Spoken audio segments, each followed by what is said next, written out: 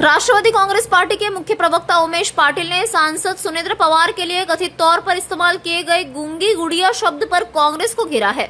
उन्होंने कहा कि किसी महिला जनप्रतिनिधि के लिए इस तरह की भाषा का प्रयोग बेहद दुर्भाग्यपूर्ण और आपत्तिजनक है।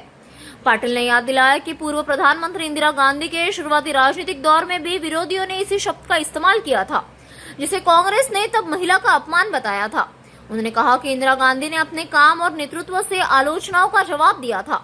पाटिल ने सवाल उठाया कि अब कांग्रेस स्वयं उसी शब्द का इस्तेमाल कर क्या अपने ही इतिहास और सिद्धांतों का विरोध कर रही है। उन्होंने कहा कि लोकतंत्र में मतभेद और आलोचना स्वाभाविक है, लेकिन महिलाओं का अपमान किसी भी राजनीतिक दल को शोभा नहीं देता।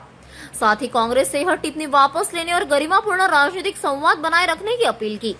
काँग्रेस पक्षाने आमच्या नेत्या राज्याच्या उपमुख्यमंत्री सुनेत्रावहिनी पवार यांच्या संदर्भानं गुंगी गुडिया अशा पद्धतीचा उल्लेख करून एक ट्विट केलेला आहे। खरं तर गुंगी गुडिया अशा पद्धतीचा शब्दप्रयोग पहिल्यांदा देशाच्या माजी पंतप्रधान भारतरत्न इंदिरा गांधी यांच्या संदर्भानं यापूर्वी काँग्रेसच्या विरोधी पक्षात असलेल्या त्यावेळच्या नेत्यांनी केलेला होता। आपल्याला सर्वांना माहीत आहे की स्वर्गीय इंदिरा गांधी या देशाच्या सर्वाधिक यशस्वी पंतप्रधान म्हणून या देशानं आणि संपूर्ण जगानं पाहिलेला आहे। स्वर्गीय इंदिरा गांधी यांच्या व्यतिरिक्त आजपर्यंत देशामध्ये झालेल्या कुठल्याही पंतप्रधानांना पाकिस्तानचे 2 तुकडे करून त्यांना अद्दल घडवण्याचं कार्य करू शकलेले नाहीयेत।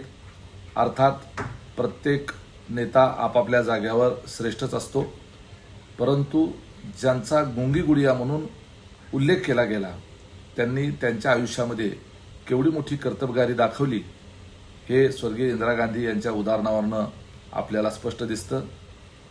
सुनेत्रावहिनी पवार यांच्यावर अजितदादांच्या अकाली निधनामुळे अचानक पक्षाच्या नेतृत्वाची आणि त्याचबरोबर राज्य सरकारमध्ये उपमुख्यमंत्री पदाची जबाबदारी आलेली आहे। त्यांना पदभार घेऊन अजून 6 महिने सुद्धा झालेले नाहीयेत आणि लगेचच ज्यांच्या कुटुंबामध्ये आणि ज्यांच्यावर एवढा मोठा दुःखाचा डोंगर कोसळलेला आहे हे माहीत असताना काँग्रेस पक्षानं अशा पद्धतीनं असंवेदनशीलताचं प्रदर्शन करत अशी वक्तव्य करणं हे खरं तर त्यांना शोभत नाही। एक प्रकारे त्यांनी गुंगी गुडिया हे सुनेत्रावहिनींच्या संदर्भानं उल्लेख करून काँग्रेसच्या त्यांच्याच नेत्या असलेल्या इंदिरा गांधी यांची सुद्धा एक प्रकारे टिंगल केलेली आहे हे यातून दिसतं।